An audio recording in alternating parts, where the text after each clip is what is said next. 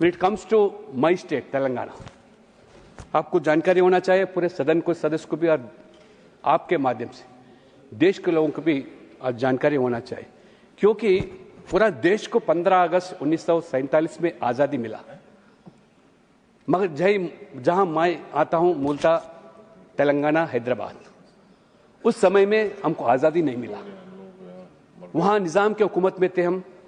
निज़ाम किसी हाल भारत में विलीन नहीं होना चाहता था, वो पाकिस्तान में विलीन होना चाहता था, नहीं तो वरना एक इस्लामिक देश बनाना चाहता था। तो वहां के तेलंगाना के लोग तो वंदे मातरम नारा को लेकर निज़ाम के खिलाफ जो आंदोलन छेड़ा, तभी ने किस तरह उनके प्राइवेट आर्मी रजाकार महिलाओं के ऊपर अत्याचार किया, बलात्कार किया, और जो भी वंदे मातरम और तिरंगा झंडा फहराया उनके खिलाफ किस तरह वो इस्लामिक आक्रमण किस तरह किया गया और जबरदस्ती धर्मांतरण किया गया था। ये 13 महीना तेलंगाना के समाज पूरा, वहां के गरीब या जाति नहीं, पूरे इकट्ठा होकर चाकल ऐलम्मा, दुड्डी कोमरయ్య, कोमरमीम एक आदिवासी नेता, और शोएबुल्ला खान एक बड़ा जर्नलिस्ट, एक इमरोज पत्रिका जो चलाया जाता था निज़ाम के खिलाफ और रजाकर के खिलाफ, जो आज़ादी के लिए वो स्वतंत्र होना चाहते थे, मगर उसका दोनों हाथ भी हैदराबाद के अंदर कटवाया गया ये निज़ाम के हुकूमत में ये रजाकारों ने। इस तरह ये 13 महीने हम किस तरह जेले, हमारे पूर्वजनों ने ये इनका आक्रमण को ये समाज भी आज देश भी जानना चाहिए। बाद में सरदार पटेल की बदौलत से जब मिलिट्री जब बुलाया गया हैदराबाद को, ये विरासत को भारत देश में विलीन करने के लिए, तभी निज़ाम झुक गया। बाद में 17 सितंबर 1948 में हम भारत देश में विलीन, तब से हम ये भारतवासी कहना है। आज अगर सरदार पटेल जी नहीं रहता तो यहाँ के जितने भी हम तेलंगाना के ये जो सदस्य थे, आज हम तेलंगाना में नहीं रहते थे, हम तेलंगाना के वासी और भारतवासी नहीं भी कहलाते थे, और आज हम या पाकिस्तान में या हम उस्मानिस्तान में या और अलग इस्लामिक देश में अब जुड़ा जाते थे। ये बदौलत है सरदार वल्लभ भाई पटेल के। और इतना ही मोदी जी ने जो हमारा 17 सितंबर 1948 तेलंगाना हैदराबाद स्टेट का जो लिबरेशन हुआ, विमोचन हुआ, और पहली बार कांग्रेस सिर्फ और सिर्फ जो मजलिस पार्टी एक राजनीतिक दल है, ये रजाकार का पॉलिटिकल आउटफिट, ये प्राइवेट आर्मी था, उसी का पॉलिटिकल आउटफिट मजलिस पार्टी है।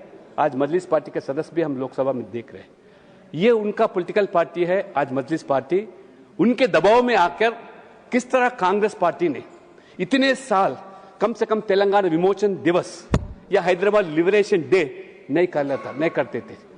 यही हमारे हैदराबाद स्टेट के बाकी जो कर्नाटका के, महाराष्ट्र के जो भी हमारे इसके हैदराबाद स्टेट के अंग थे, वहां तो ये हैदराबाद लिबरेशन डे करा जाता था, मगर ये मजलिस के दबाव से। इतना ही नहीं, आज पहली बार मोदी जी आने के बाद हमारे गृह मंत्री अमित शाह जी के नेतृत्व में और गत 2 साल से आज तेलंगाना के अंदर तेलंगाना विमोचन दिवस भी बनाया जा रहा है। जितने भी लोग जो कुर्बानी दिए, जितने भी बलिदान हुए, उनका भी स्मरण किया जा रहा है। ये तेलंगाना का ये है भारतीय जनता पार्टी या मोदी जी की सरकार का कटिबद्ध ये देश के लिए। आज वंदे मातरम की बात जब आती है तो हैदराबाद के अंदर जब पिछली सरकार बिहार सरकार थी, केसीआर सरकार था, तभी सरकार के माध्यम से एक सर्कुलर जारी किया गया कि सभी स्कूलों में, कॉलेजों में और सभी इंस्टीट्यूशन में ये वंदे मातरम गीत होना चाहिए। ये हमारे ग्रेटर हैदराबाद म्युनिसिपल कॉर्पोरेशन जो मजलिस के समर्थन से जो सरकार चलती है वहां पे, चाहे कांग्रेस हो चाहे बीआरएस हो, तो किस तरह दबाव में काम करते लोगों को जानकारी होना चाहिए। ये सर्कुलर जब जारी किया, ये मजलिस के नेता वहां के एमएलए तुरंत उसको ऑब्जेक्शन किया, किसी हाल ये हैदराबाद शहर के अंदर कोई स्कूलों में ये वंदे मातरम गाना नहीं होना चाहिए। इस तरह दबाव डालकर फिर बिहार सरकार ने भी वापस लिया गया उस सर्कुलर को। इस तरह ये कांग्रेस का अपीसमेंट का height of appeasement of policy of Congress party. आज चंद दिन पहले जो जेएचएमसी ये मजलिस के समर्थन से कांग्रेस का जो लोकल बॉडी चलती है वहां पे, ये जब सरदार वल्लभ भाई पटेल का 150 वर्ष जो मनाया जा रहा है और वंदे मातरम का 150 वर्ष मनाया जा रहा, तभी एक ग्रेटर हैदराबाद म्युनिसिपल कॉर्पोरेशन के अंदर हमारे भारतीय जनता पार्टी के हमारे परिषद के सदस्य के रिक्वेस्ट पर जब वहां पे काउंसिल में ये वंदे मातरम जब गीत गाया गया था, मस्जिद के लगभग 40 कॉर्पोरेटर्स थे, वो खड़ा नहीं हुए थे और उसका विरोध किए थे। ये कांग्रेस के दबाव से, किस मजलिस के दबाव से किस तरह कांग्रेस का सरकार आज काम किया जा रहा है तेलंगाना के अंदर। अभी बताया हमारे सदस्य ने, वहां के सरकार हमारे मुख्यमंत्री रेवंत रेड्डी जब चुनाव हुआ, चुनाव में वहां के बहुल समाज मुस्लिम होने से वोट के खातिर ये मुस्लिम को अपीसमेंट करने के लिए इतना खुला बयान देता है हमारे जनसभा में। मुख्यमंत्री रेवंत रेड्डी ने कांग्रेस माने मुस्लिम, मुस्लिम माने कांग्रेस। हमारे जयराम रमेश जी को आज जानकारी होना चाहिए, माने सिर्फ एक कांग्रेस मुस्लिम के लिए काम कर रही है या मुस्लिम ही कांग्रेस है, बाकी लोग जो कांग्रेस में उनको सोचना पड़ेगा। इतना दिन दौल ऐसा जो बयान दिया जा रहा, कांग्रेस से कोई उसके बारे में कोई एक्शन नहीं। इतना ही नहीं, आज मैं बार बार आज हमारे सदन में भी जो धर्म के नाम पर हम किसी को वंदन नहीं करते, ऐसा जो बात किया गया, आज कुछ सोचना पड़ेगा। इसलिए पूरा मांग है देश भर में, मोदी जी के सरकार के माध्यम से पूरा देश भर में एक ही कानून होना चाहिए।